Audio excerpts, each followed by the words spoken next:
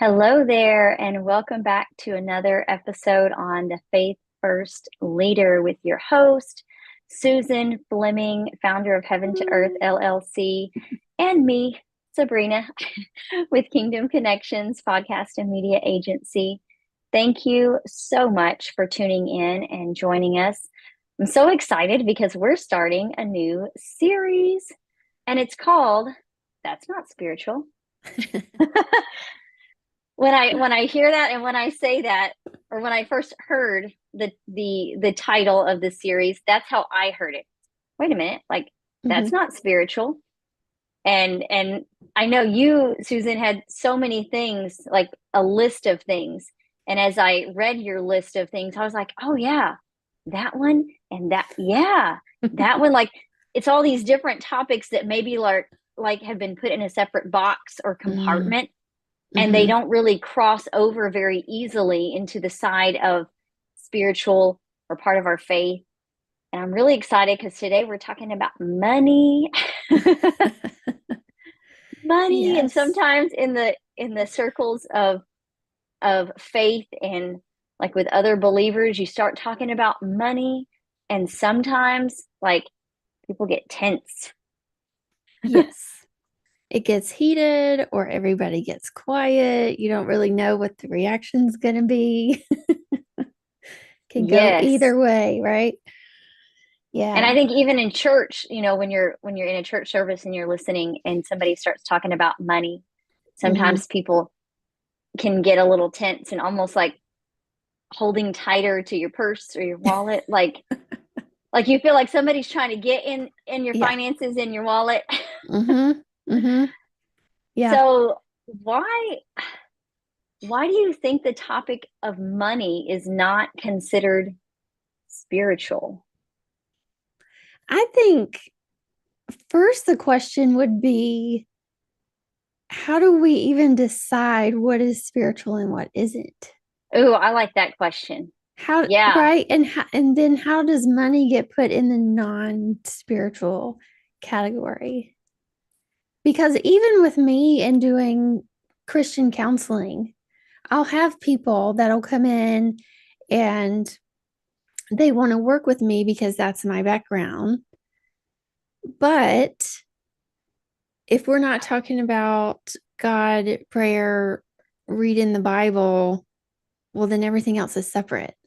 It's like Mm. they don't want the biblical perspective of, oh, I got this thing going on at work, but like that's not spiritual, so we don't have to bring God into it. Or like this stuff is going on in my family, but that's not really spiritual, so we don't have to bring God into it. And I'm like, what? That's not how that works. But that seems to be the common thing of like how we separate what's spiritual and what isn't. Is like, well, is it about God? Are we praying? Are we reading the Bible? Is it about attending church services? Anything outside of that? Well, then that's not spiritual. And Well, because so, it's easy to make the connections when you're yeah, talking about the Bible or church or ministry or yeah, things like that. Then you're like, oh, yeah, I'm talking yeah, about God. yeah. But then you have a church service that's talking about money, and people get uncomfortable. Why? Because well, but that's not spiritual. We're not supposed to talk about money. Right. Or it's like, Mm. oh, here's another sermon about I need to give more money to the church. I need to tithe more. Like they see it as it's seen as like a ploy, like at least that's the way I've heard it in some of the circles I've been in. It's like, oh, well, the pastor only talks about money when it comes time to like, oh, we're fundraising. We need to, pave the parking lot or something, and now we're going to talk about money. So Yeah. it's always in the context of asking for, and not, I haven't heard a lot of like really true biblical, pure, this is what God thinks about money sermons. I don't think I have either. It's always been in the context of, I guess, two things. One is tithing. Mm-hmm. Tithing is talked about. or has been talked about in the spaces that I've been in. And then two, it's we need money for XYZ, whatever it is. Mm-hmm. And so I guess depending on your thoughts and feelings about money, whenever those two things are talked about, like especially tithing, Yeah. that's something that makes people feel some kind of way and Yeah. wondering, is God like, why does God need my money? Or I don't know. It's almost this feeling of I need to hold tight because they're Mm-hmm. trying to get my money. Mm-hmm. Yeah. Yeah. And even that question of why does God need my money? Like we've totally taken that out of context of what money is for, what its purpose is, and how it's used in the earth. God doesn't need your money. But the people on planet Earth with you need the money to make the things run, right? Like there's a function of money. Yeah. And so, really, what it comes down to is it's not really about the money itself, it's about all your beliefs about money. Mm. And that's where like all that mind drama starts happening around money. It's not money itself is a neutral thing, but we've put labels on it. We've put meaning to it that can be, money is for kingdom advancement. And yes, I want to give it. Or money is for things I want to buy, right? Like we're putting purpose on money instead of going, God, what was your purpose for money? Mm. What do you want to do with it? Because in those tithing sermons, people will say, well, it's all God's anyway. But then are we asking the question, what is it being used for? Mm. So how do you reconcile that mentally of God doesn't need my money, but it's all God's money, but I don't know if I want to give money to do this particular thing, or I don't know about how they're going to use it, or like, yeah, there's more questions, questions, questions, and it gets all, I think people just get all in their head about it. And do we end up giving really out of obligation because that is what we're told we're supposed to do? And I think sometimes for me, the answer is yes. And it's not even really, I don't know, I have tithed for a long time. And I think at one point it was out of this is what I'm supposed to do. And so I'm going to do it. And then over the years, I've wondered, I guess, but even more Mm-hmm. recently, just had questions that I didn't know I was allowed to ask. Mm-hmm. Like, is God going to be disappointed with me if I'm wondering about this? Because if he says, this is what you are to do, and then I'm questioning, like I just Mm-hmm. felt some kind of way about that. Like, can I ask you these questions about money? You know, um, or even just some feelings that I have had around money. Mm-hmm. But what I found is that the Lord is so open to our questions Yeah. and the wonderings that we have about things. Mm-hmm. Yeah. He's open to all the things because he created all of it. Yeah. So he wants to talk about all of it. He wants to be in that kind of relationship with each one of us to where we do feel comfortable to talk about anything and everything with him because it's all related, because it's all spiritual. It's all spiritual. It's all spiritual, right? There's no separation. If we're saying, I am in union with him, I am one with him, I am born again, I am born from above, I am now a spirit being, and he's a spirit being, then how do you take the spiritual out of it? if that's who you are. Mm. You can't. You can't. You really can't. Yeah. Because if I guess I'm just thinking in terms of like if we're called to steward well, to what he has entrusted to us, and that includes the resources that we have, and money is a resource. Yes. Then if we are called to steward the resource of money, and we are spiritual beings, then therefore money is spiritual, and there's no way to separate those things that have been entrusted to us and to put them outside of this is spiritual and this is not. There is no separation. Yeah. Yeah. So that's the criteria. Yeah. You just explained the criteria right there. So if you didn't catch that, because as you were talking, I was piecing it together in my head, and I'm like, that is the criteria. Yeah. It is spiritual. All of it. And so it comes back to the question of not whether or not is it spiritual, but then how do we steward it? Right? And there's over 2,300 verses about money. Wow. So God obviously thinks it's important. It's something we should know about. He's given us thousands of verses of how to steward it, what to do with it, what not to do with it, how to handle it. And so, yeah, how do you, like, if you take that out of the Bible, what's left in the Bible? Like, money's the number one topic. So how did we get to the point of saying it's not really spiritual, God doesn't care about it, and we're not going to talk about it at church?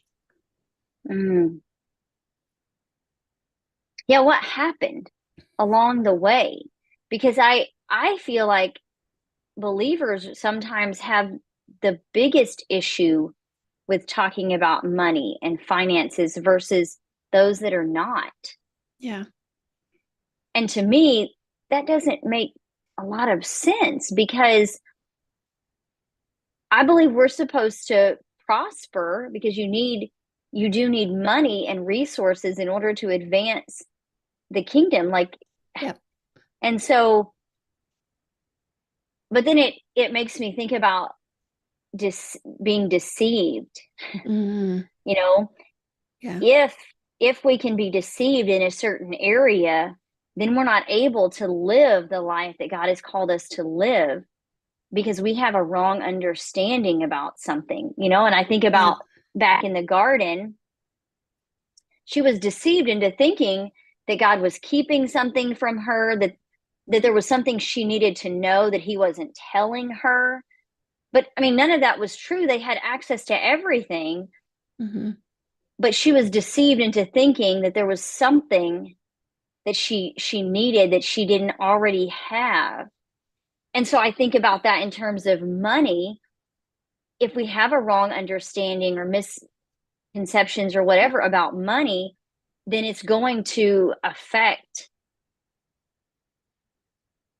the money that comes in, that goes, like all of the things about money. Yeah. Yeah. And I think that's exactly what has happened. The enemy has deceived enough people that it's become a generational issue that we don't talk about money in light of what the Bible actually says about it. We're under a deception of like it's not spiritual to make money, when God has said, I've given you the ability to create wealth, and it's going to be a sign of my covenant with you. Right? Like, I want you to be wealthy so that the other people who don't yet believe in me can see my goodness and be drawn to me. But our enemy has taken it and twisted it and said, you can't have that much. It's not spiritual to be that wealthy. You've got to be giving it. If you do have a lot of money, you've got to be giving it away all the time. And you should feel bad about having it. You should feel bad about having all of that money. There Yeah. are, yes, like there is such a thing, like in that people do believe, well, that's too much. Mm-hmm. That's too extravagant, Yep. and you shouldn't have that much money. Yeah. And who decides how much is too much? Right? It's all I think subjective. who decides that? I think a lot of that comes from our upbringing, Yeah. Yeah. right? Our how we feel about money has so much to do with our own personal experiences and upbringing and how that relates to money. Mm-hmm. Yeah. Yeah. So just practically speaking, for the listeners, if y'all want to do a little exercise, um, think about what are the things I heard about money growing up. And then see if you can see in your current adult life now how that affects how you spend or how you save or how you invest or what you do with your money. Right? Because I would hear things like money doesn't grow on trees. Yep. So what does that mean? There's a lack, right? That's really what you're saying. It's not in abundance, it's not everywhere. We need to be careful, reserved. The whole thing of like a want versus a need. Well, it's okay to spend money on the needs, but if it's a want, then you really, you need to pray about it, or, it's like the whole stewarding thing to a legalistic level, not stewardship as in freedom to choose, Mm, which I feel like could be a whole different that's, a whole different yeah. thing. Because I think there's Yeah. wisdom, right, in Yes. stewarding well what has been entrusted to us. And I don't think it's a Yeah. matter of saying, well, there's so much of it, there's such an abundance that it's totally fine to just buy whatever you want at any point in time. Mm-hmm. And you don't even have to think about it because there's an abundance. I think that's an extreme view. So there's definitely wisdom, Yeah. and we exercise wisdom in how to Yeah. steward the money. Yeah. But I do think it has so much to do with, yes, did you come from a place where there is a lack mentality? So you carefully weigh Mm-hmm. everything that is a want. Yeah. If it's a need, that is one thing, but anything that is a want, that's almost like we just don't do that. That's an extra, that's a luxury. Mm-hmm. That's not even acceptable. We just need the things that we have to have. Mm-hmm. Yeah. Yeah. And even paying attention to what are your thoughts or what's your attitude towards people who have more than you or people who have less than you? Like, is there some kind of reaction there within yourself? If you see somebody, pull up in a nicer car, is it like, oh, must be nice? Like, is there some kind of Oh snide, gosh. comment about it? Or is it like, good for her? Like, how do you respond to those situations? Or if you see somebody maybe with less, like there's somebody out on the corner asking for money, what are your thoughts about that person? Mm, Is it a negative? Is it a positive? Do you give? Do you not give? Like just noticing. I think step one is just noticing, right? What are my reactions? What are my thoughts? And that'll give you so much information about what you really believe, how money should be handled.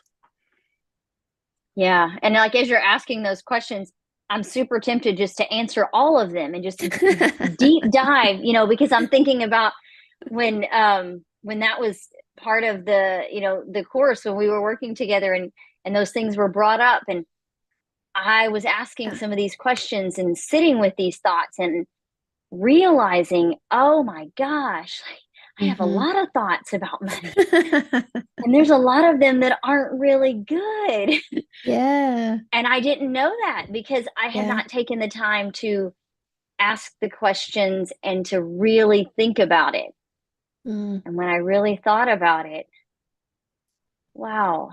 Yeah. Yeah.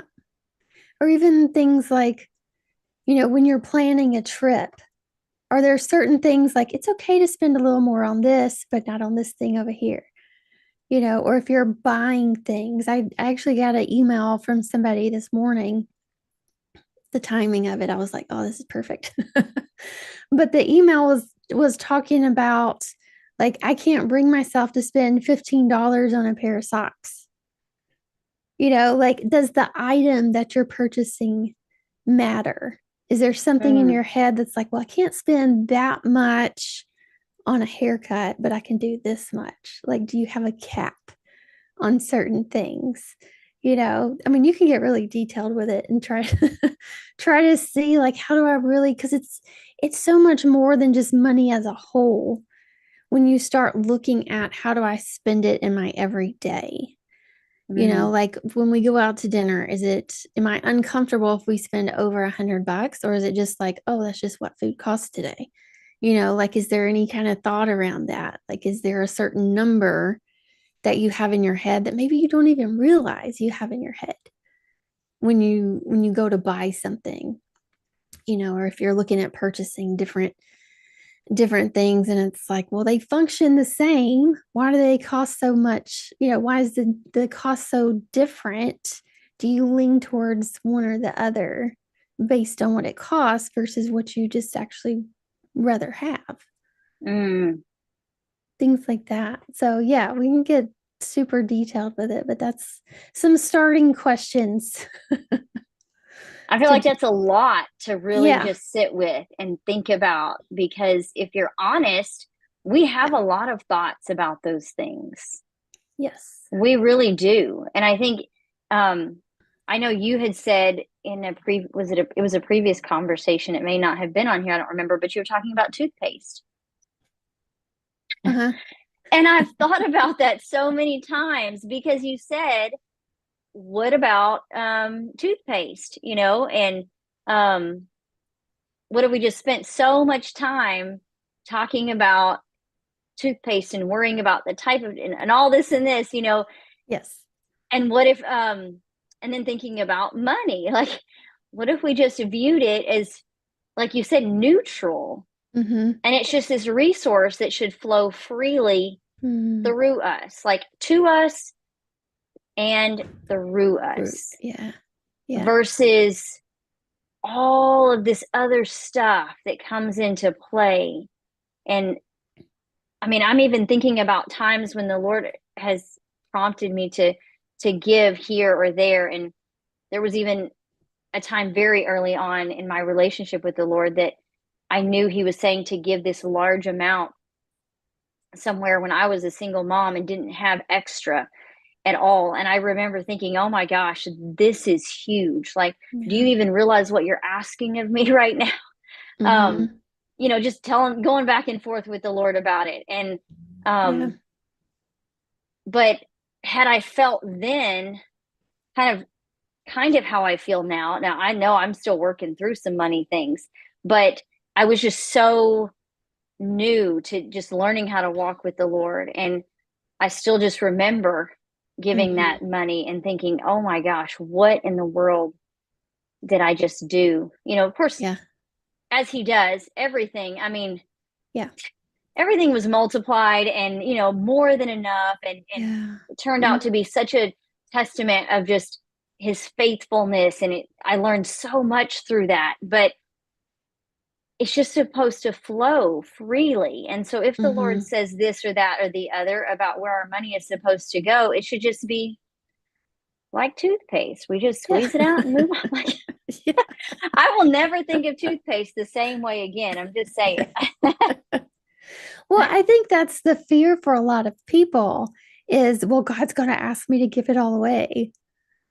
Yeah. And then what do I do? Because I can't do that. And so then he's going to be mad at me. And like, we just like, spiral very quickly. But the thing about that is when he's asking you to give more than you're comfortable with, that's the faith walk. And he's always faithful to Yeah. to abundantly replace anything that you give away. Right. And that's where that trust and faith comes in. And he's saying, will you trust me with this too? Yeah. Like maybe you're comfortable like giving away clothes or something, but like money, ooh, I don't know, God. Like, can I just like go donate something else? Like, so that's revealing. He's revealing to you your heart. Yeah. And so then you have data to go, okay, do I want to choose differently? Because you still have a choice. He's Yeah. not going to be upset. We have free will, But I right? think And it's so, interesting, though, that we can trust the Lord in certain areas of our life, and we're more willing to do certain things or even yeah, maybe step out in faith in a certain way. But there are different feelings when it comes to God is asking me to specifically give this amount or do this yeah, with my money or whatever.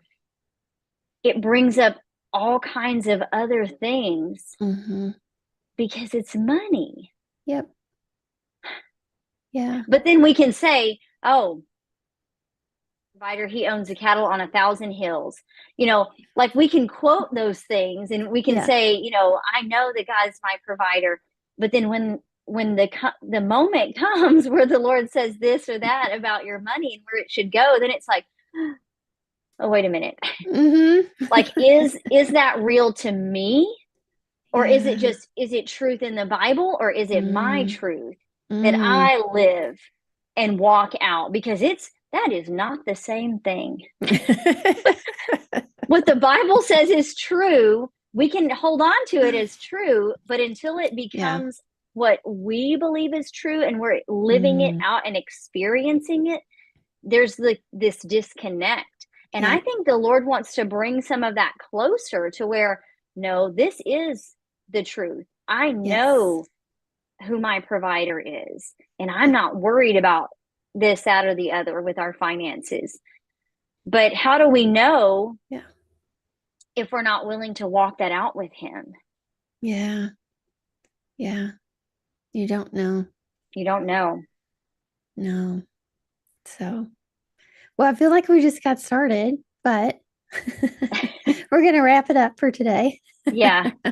I know there's so much more that we could dive into. And I would love to hear feedback from everybody. If you're watching now or later or whenever, please share it and leave comments. Let us know what does this bring up for you, or does it not? Or you're like, I'm good with it, whatever. Let us know. And so we look forward to being back with you next time. Sabrina, thank you so much for being with me again. And yeah, everybody have a great week. I had to think about what day it was. Yep. I A almost great said rest of your weekend. week. Yes, great rest of your week. And we will see you next time.